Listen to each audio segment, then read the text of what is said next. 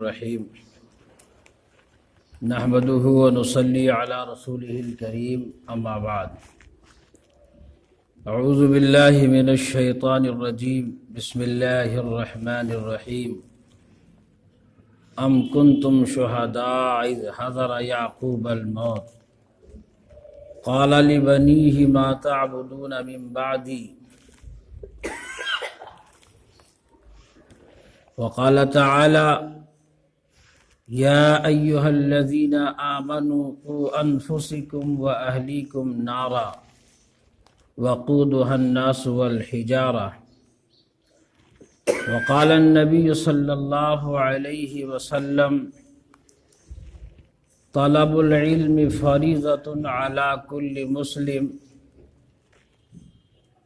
وقال النبي صلى الله عليه وسلم الا کلکم راع وکلکم مسئول عن رعیتہ او کما قال علیہ الصلاۃ والسلام۔ اللہ سے کرے دور تو تعلیم بھی فتنہ، اللہ سے کرے دور تو تعلیم بھی فتنہ، اولاد بھی املاک بھی جاگیر بھی فتنہ، ناحق کے لیے اٹھے تو شمشیر بھی فتنہ، شمشیر کیا شے ہے نعرہ تکبیر بھی فتنہ۔ واجب الاحترام میرے بزرگوں، میرے بھائیوں، ہم جس ملک میں رہتے ہیں یہ ہندوستان ہمارا ملک جمہوری ملک ہے۔ یہاں کا جو قانون ہے وہ سیکولر ہے، یہاں ڈیموکریسی ہے، اور کوئی 1948 میں ہندوستان کے سب سے پہلے وزیر تعلیم حضرت مولانا ابوالکلام آزاد رحمہ اللہ علیہ اور ان کی کابینہ نے تعلیمی پالیسی بنائی تھی، جس کے ذریعے سے ہندوستان کے تمام باشندوں کو تعلیم دی جاتی رہی ہے۔ اس وقت جو اس ملک کے اقتدار پر جو لوگ قابض ہیں، انہوں نے ایک نئی تعلیمی پالیسی بنائی ہے، نئی شکشا نیتی 2020 جو اب لاگو ہونے کو ہے۔ اس پر ماہرین تعلیم، ہم لوگ تو بہت چھوٹے لوگ ہیں اور بہت چھوٹی جگہ پر رہتے ہیں، ہمیں ان چیزوں کے نشیب و فراز سے واقفیت نہیں ہوتی، لیکن الحمدللہ ثم الحمدللہ مسلمانوں میں ایسے لوگ اب بھی موجود ہیں کہ جب کوئی نئی چیز ایجاد ہوتی ہے اور نیا قانون لاگو ہوتا ہے، نئی پالیسی بنتی ہے، تو اس کا مطالعہ کر کے، اس کی اسٹڈی کر کے، اس کے فوائد کو اور اس کے نقصانات کو امت کے سامنے لوگ رکھتے ہیں۔ اس وقت جو نئی تعلیمی پالیسی آئی ہے، اس تعلیمی پالیسی میں بہت ساری خوبیاں ہیں، لیکن ان خوبیوں کے ساتھ ساتھ بہت ساری خامیاں بھی ہیں، اور ان خامیوں کا نقصان سب سے زیادہ اگر کسی کو ہوگا تو وہ اقلیتوں کو ہوگا، اور ہندوستان میں جب باری آتی ہے اقلیت کی، الپ سنکھیک کی، تو سب سے بڑی الپ سنکھیک ہندوستان میں مسلمان ہیں۔ حکومت کا نظریہ یہ ہے کہ ہم ہندوستان میں بھارتی سبھیتا، ہندوستانی کلچر، وہ کلچر جو یہ کہیے کہ ہڑپا یگ میں اور دوسرے زمانوں میں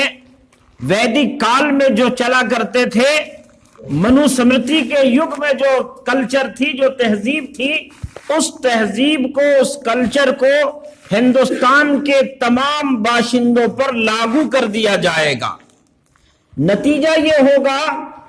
کہ جب ہم مسلمانوں کا وہ طبقہ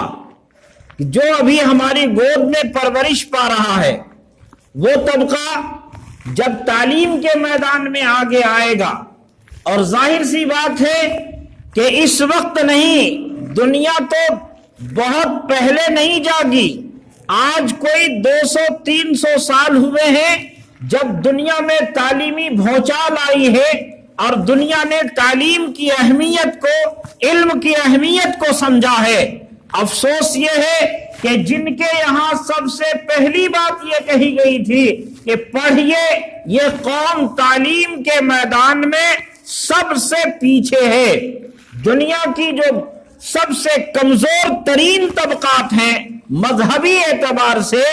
وہ ان طبقوں سے بھی نیچے اگر کسی کا استر ہے، معیار ہے، تو وہ مسلمانوں کا معیار ہے، وہ ایمان والوں کا معیار ہے کہ جن کے نبی نے اس زمانے میں، جس زمانے میں نبی کی بعثت ہوتی ہے، جناب محمد الرسول اللہ صلی اللہ علیہ وسلم جب تشریف لائے، اس وقت مکے کی آبادی تقریباً 60,000 کے آس پاس اس پورے علاقے کی آبادی تھی۔ ان 60,000 لوگوں کے بیچ میں کل 13-14 ایسے لوگ تھے جو کچھ پڑھنا لکھنا جانتے تھے، عبارت پڑھ سکتے تھے۔ اس زمانے میں ہمارے آقا کے اوپر سب سے پہلی وحی آئی، اس وحی نے ہمیں متنبہ کیا، اقرأ بسم ربک الذی خلق، پڑھیے اپنے اس رب کے نام سے جس نے پیدا کیا ہے انسان کو، خلق الانسان من علق،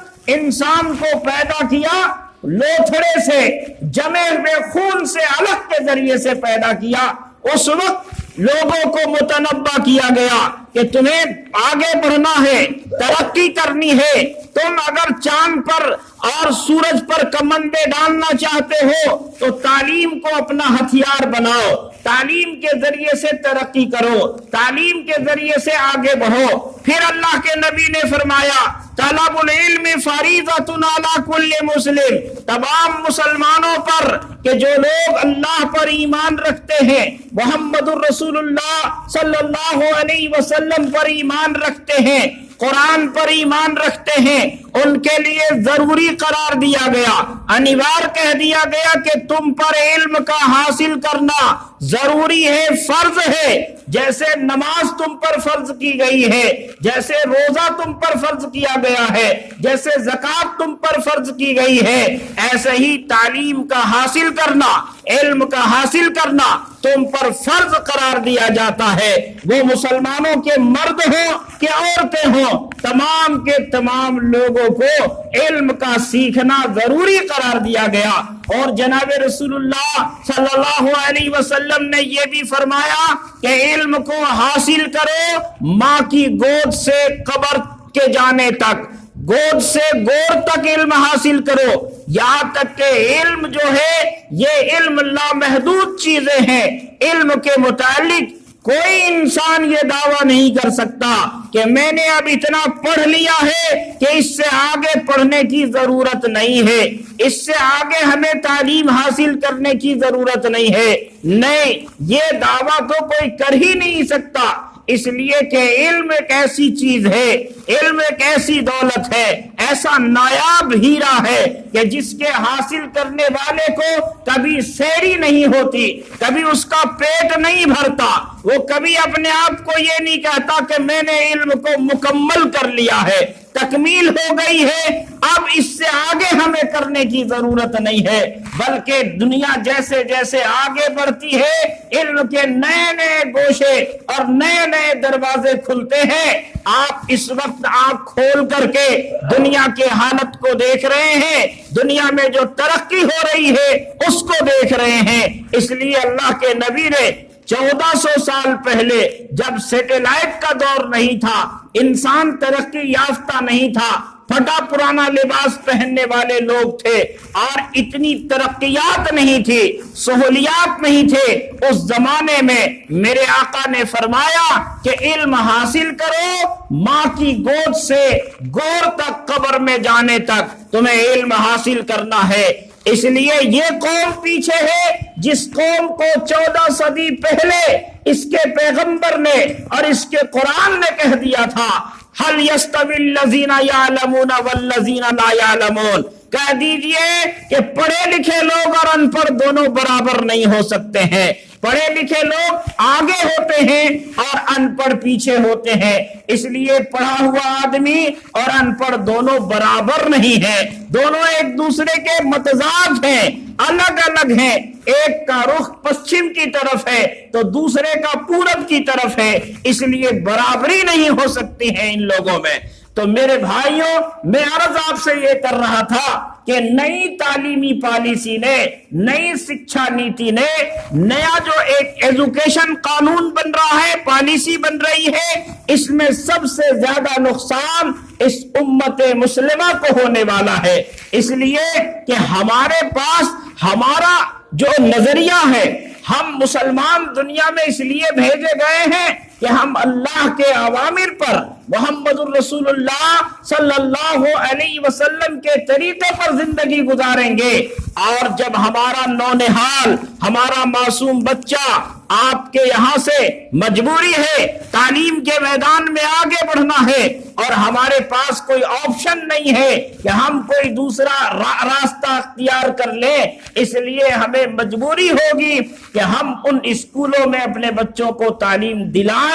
اور ان اسکولوں کا جو نصاب مرتب کیا جا رہا ہے، جو تعلیم کی پالیسی بنائی جا رہی ہے، اس میں توحید کے خلاف اور محمد الرسول اللہ صلی اللہ علیہ وسلم کی رسالت کے خلاف، اسلامی کلچر، اسلامی تہذیب کے خلاف جو رولز بنائے جا رہے ہیں، یہ رولز ہمارے نونہالوں کے دماغ میں ڈھالے جائیں گے، اور بچہ آپ کے گھر سے جائے گا، مسلمان کے گھر سے جائے گا، نام ہوگا سلمان، لیکن وہاں سے لوٹے گا سلمان رشدی بن کر کے۔ میری بیٹی جائے گی ہمارے گھر سے، نام اس کا ہم نے تسلیمہ رکھا، لیکن وہ بنگلہ دیش کی تسلیمہ نسرین کے نقش قدم پر چل کر کے آئے گی اور اسلام کے خلاف مذاق اڑائے گی، اسلام کے خلاف آواز اٹھائے گی، اور آپ کچھ نہیں کر سکیں گے۔ اس لیے ہمارے بزرگوں نے، علماء کرام نے یہ بتایا کہ اس وقت ضرورت ہے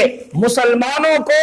اور مسلمانوں کے تمام افراد کو سر جوڑ کر بیٹھنے کی۔ ہم اس قانون کے خلاف کچھ بھی نہیں کر سکتے، ہمارے پاس وہ اختیار ہے ہی نہیں ہے، لیکن ہم مایوس بھی نہیں ہوں گے۔ ہم اللہ کے ماننے والے ہیں، محمد الرسول اللہ صلی اللہ علیہ وسلم کا کلمہ پڑھنے والے ہیں۔ میرے رب نے ہمیں بتایا، لا تقنطوا من رحمت اللہ، تم اللہ کی رحمت سے مایوس نہ ہو، اللہ تبارک و تعالی راستہ نکال دے گا، کھول دے گا، اور تمہارے لیے راہیں ہموار ہو جائیں گی، لیکن اس سے پہلے ہمیں کوشش کرنی ہوگی، ہمیں جد و جہد کرنی ہوگی، ہم کو وہ لاہ عمل طے کرنا ہوگا کہ جس کے ذریعے سے ہمارا بچہ کالج میں پڑھے، یونیورسٹی میں پڑھے اور بڑے بڑے اداروں میں تعلیم حاصل کرے، لیکن مسلمان بن کر کے جائے، ایمان والا بن کر کے جائے، اور جب وہاں سے لوٹے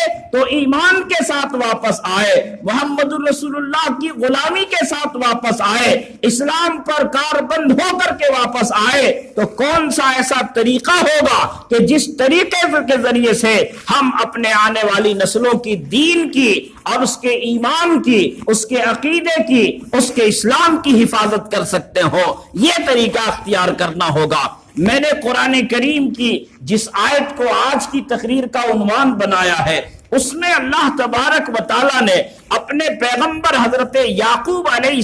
السلام کی وصیت کو نقل فرمایا۔ یعقوب علیہ السلام کے بارے میں آپ حضرات کو معلوم ہے کہ یعقوب علیہ السلام اللہ کے جلیل القدر پیغمبر ہیں، اور یعقوب علیہ السلام کے فراق کی مثال دی جاتی ہے۔ آپ نے اپنے بیٹے حضرت یوسف علیہ السلام کی جدائی میں اور یوسف علیہ السلام کے فراق میں آپ نے وہ گریہوزاری کی ہے، آہوزاری کی ہے جس کی وجہ سے آپ کی بینائی چلی گئی تھی۔ یعقوب علیہ السلام پیغمبر کے بیٹے، پیغمبر کے پوتے، پیغمبر کے بھتیجے اور پیغمبر کے والد ہیں۔ یہ یعقوب علیہ السلام کو یہ شرف حاصل ہے کہ آپ کے والد حضرت اسحاق اور حضرت اسحاق کے والد حضرت ابراہیم علیہ السلام ہیں۔ ابراہیم علیہ السلام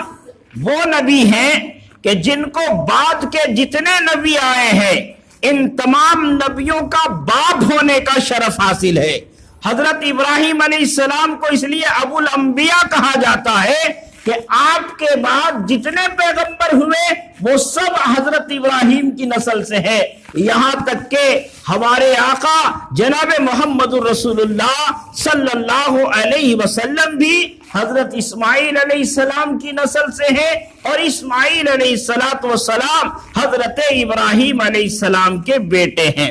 یعقوب علیہ السلام نے پوری زندگی دعوت و تبلیغ کا کام کیا، پیغمبر کا مشن یہی ہے، لیکن آخر وقت میں آپ جان رہے ہیں کہ ہمارے بچوں میں سے ایک بچہ تو حضرت یوسف علیہ السلام، یہ مشہور ہے کہ اللہ کے پیغمبر ہیں، آپ کے حسن و جمال کی مثال دنیا میں دی جاتی ہے، اور قرآن و حدیث میں تو یہ باتیں نہیں ہیں، لیکن بائبل کی ایک روایت ہے جس میں آپ کے بڑے بیٹے یہودا کو بھی پیغمبر کہا گیا کہ یہ بھی نبی تھے۔ چنانچہ آپ پیغمبر کے بیٹوں میں کوئی ایسی بات نہیں تھی، آپ کے اولاد میں سے پیغمبر ہیں، لیکن آپ کا آخری وقت آیا۔ آخری وقتوں میں آج کا جو دور ہے، چونکہ ہماری زندگی دنیا داری میں گزر رہی ہے اور ہم دنیا میں ایسے مشغول ہیں کہ بہت بڑی تعداد ایسے لوگوں کی ہے کہ اپنے آخری وقتوں میں نزا کی حالت میں بھی اس کوشش میں رہتے ہیں کہ شاید ہماری زندگی لوٹ آئے اور ہمارا کاروبار، ہماری تجارت، ہمارا مال، ہماری جائیداد، یہ تمام چیزیں میرے آنکھوں کے سامنے ہو، اور اگر امید ختم ہو جاتی ہے تو لوگ اپنی اولاد کے لیے یہ فکر کرتے ہیں کہ ہماری اولاد کو مال دولت کیسے حاصل ہو، ہماری اولاد کو جائیداد کیسے حاصل ہو، وہ ان چیزوں کی وراثت میں تقسیم کیسے کریں گے، اس کی فکر لگی ہوتی ہے، اور دنیا کی طرف فکر کی وجہ سے آخرت کی طرف کوئی توجہ نہیں ہوتی۔ حضرت یعقوب علیہ السلام کے اس واقعے نے امت مسلمہ کو اس بات کی طرف توجہ دلائی کہ اپنے آنے والی نسلوں کی فکر کرنا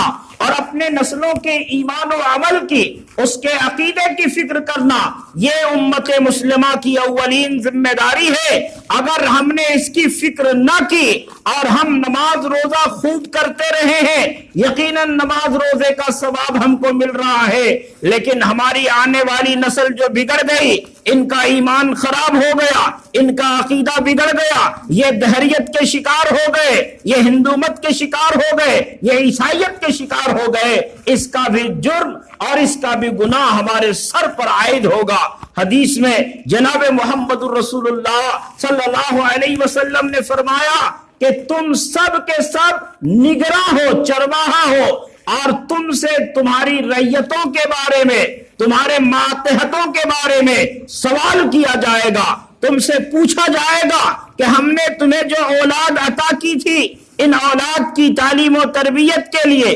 ان کو اسلام پر قائم رکھنے کے لیے، ان کے عقیدوں کو درست کرنے کے لیے تم نے کیا قربانیاں دی ہیں، تم نے کیا سکھایا اپنی اولاد کو، یہ پوچھا جائے گا۔ چنانچہ حضرت یعقوب علیہ السلام نے اپنے بیٹوں کو اس وقت جمع کیا جب آپ کا آخری وقت تھا، نزا کی حالت تھی، آپ نے اپنے بیٹوں کو جمع کیا، اور اس کے باوجود کہ وہ آنکھوں سے دیکھ رہے ہیں کہ ہمارے بچے اللہ کے اوامر پر اور میری سنتوں پر عمل کر رہے ہیں، اللہ کے احکام کی پابندی کر رہے ہیں، حضرت یعقوب نے ان سے پوچھا کہ میرے بیٹوں یہ بتاؤ کہ ما تعبدون من بعدی، میرے بعد تم کس کی پرستش کرو گے، میرے بعد تم کن کی پوجا کرو گے، کن کی عبادت کرو گے؟ آپ کے لڑکوں نے کہا قالوا نعبدو، اے میرے ابا جان، ان تمام لڑکوں نے مل کر کے کہا کہ ہم عبادت کریں گے آپ کے اور آپ کے ابا ابراہیم، اسماعیل اور اسحاق کے معبود، یعنی ایک خدا کی پرستش کریں گے، ایک رب کی پرستش کریں گے، اور ہم سب فرما بردار ہیں، ہم سب مسلم ہیں، ہم مسلمان ہیں، اور آپ کے آبا و اجداد کے دین پر، یعنی ابراہیم علیہ السلام، اسماعیل علیہ السلام اور اسحاق علیہ السلام کے معبود کی پرستش کریں گے، ان کی عبادت کریں گے۔ یہ اطمینان حضرت یعقوب علیہ السلام نے اپنے دل میں بٹھایا کہ میرے بیٹوں میں ابھی وہ چیزیں باقی ہے کہ یہ عقیدے پر قائم رہیں گے۔ اس لیے آج کی نئی نسل اس پر مفسرین نے، علماء نے ہندوستان کی موجودہ تعلیمی پالیسی کو آپ موازنہ کریں گے، اس کا تجزیہ کریں گے، تو آپ کو معلوم ہوگا کہ حضرت یعقوب علیہ السلام مصر میں رہتے تھے اور اس وقت مصر میں موجود تھے، اور مصر کا جو معاشرہ تھا، مصر کی جو سوسائٹی تھی، وہاں شرک اور بت پرستی کا عام رواج تھا۔ لوگ بادشاہ پرستی کرتے تھے اور ان کے سامنے جھکتے تھے، بتوں کی پرستش کی جاتی تھی، جانوروں کی پوجا کی جاتی تھی۔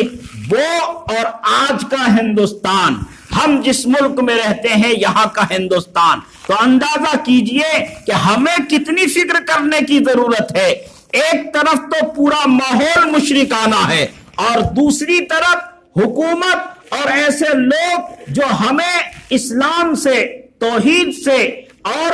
محمد الرسول اللہ صلی اللہ علیہ وسلم کی زندگی سے، قرآن سے دور کر دینے کی کوشش کر رہے ہیں، اور یہ سمجھ رہے ہیں کہ یہ سب کے سب خلط ملط ہو جائے، مل جل جائے، ان کی کوئی تہذیب، ان کا کوئی کلچر، ان کا کوئی اپنا کوئی چیز نہ رہ جائے، بلکہ یہ سب کے سب شامل ہو جائیں اور ایک ہو جائیں۔ تو ایسی صورت میں مسلمانوں کے پاس ایک راستہ ہے جس پر اس وقت علماء کرام، ہمارے بزرگان دین بہت متفکر ہیں۔ ہم کو بھی فکر کرنے کی ضرورت ہے کہ ہم اپنے آنے والی نسلوں کی دین کی اور ان کے ایمان کی، ان کے اسلام کی حفاظت کیسے کریں گے۔ اسلام نے نہ کسی دوسرے علوم سے منع کیا ہے، نہ آج کے علماء منع کرتے۔ جدید تعلیم حاصل کیجئے، ڈاکٹر بنائیے، انجینئر بنیے اور سائنٹسٹ بنیے، سب کچھ بنیے، لیکن مسلمان ہو کر کے رہیے، مسلمان بن کر کے بنیے۔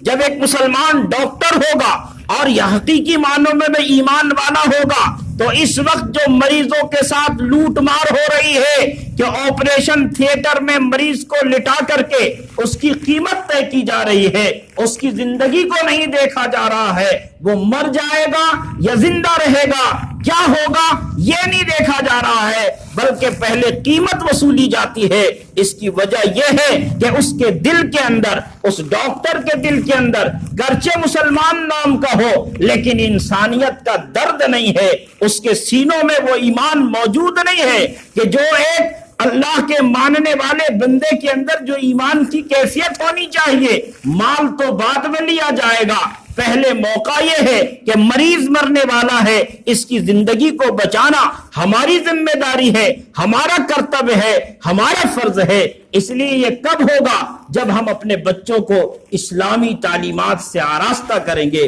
اس کے لیے ضرورت ہے کہ مکتب قائم کیے جائیں، ہم مکتب کے نظام کو مضبوط کریں، اپنے بچوں کو مکتب کی تعلیم کے لیے وقت کو خالی کرائیں اور اپنے بچوں کو مکتب میں معیاری تعلیم دلائیں، ان کو عقیدے کی تعلیم دلائیں۔ الحمدللہ ثم الحمدللہ آپ کے جامع مسجد میں بھی مکتب قائم ہے، اور شہر معلومات میں مختلف مسجدوں میں بھی اور الگ سے بھی لوگ مکتب کا نظام چلا رہے ہیں۔ آپ تمام حضرات اس بات کے لیے کوشش کریں کہ ہمارے محلے کا، ہماری گلی کا اور ہمارے معاشرے کا کوئی ایک ایسا بچہ یا بچی جو مکتب میں جانے کے لائق ہو، وہ مکتب سے دور نہ رہے۔ انشاءاللہ تعالی یہ مکتب کا جو نظام ہے یہ دیکھنے میں معمولی لگتا ہے، لیکن یہی نظام ہے جو ہماری زندگی کو بدل سکتا ہے، ہمیں الحاد سے، دہریت سے بچا سکتا ہے۔ اقبال کے یہ دو شعر جس کے ساتھ میں اپنی گفتگو ختم کرتا ہوں۔ اقبال نے کہا کہ خوش ہیں ہم بھی جوانوں کی ترقی پر، مگر خوش ہیں ہم بھی جوانوں کی ترقی پر، مگر لب خندہ پہ آ جاتا ہے فریاد بھی ساتھ ساتھ۔ ہم سمجھتے تھے کہ لائے گی فراغت تعلیم، ہم سمجھتے تھے کہ لائے گی فراغت تعلیم، کیا خبر تھی چلا آئے گا الہاد بھی ساتھ ساتھ۔ موجودہ تعلیمی نظام یہ ترقی کے زینے تو ضرور ہے، لیکن اس کے ساتھ ساتھ ہم الہاد اور دہریت کے شکار ہو سکتے ہیں، اس لیے ہمیں ہوشیار رہنے کی ضرورت ہے۔ اللہ تبارک و تعالی ہم کو، آپ کو اور پوری امت مسلمہ کو اپنے عقیدے، اپنے ایمان کی حفاظت کے لیے کوشش کرنے کی توفیق عطا فرمائے۔ وآخر الدعوانا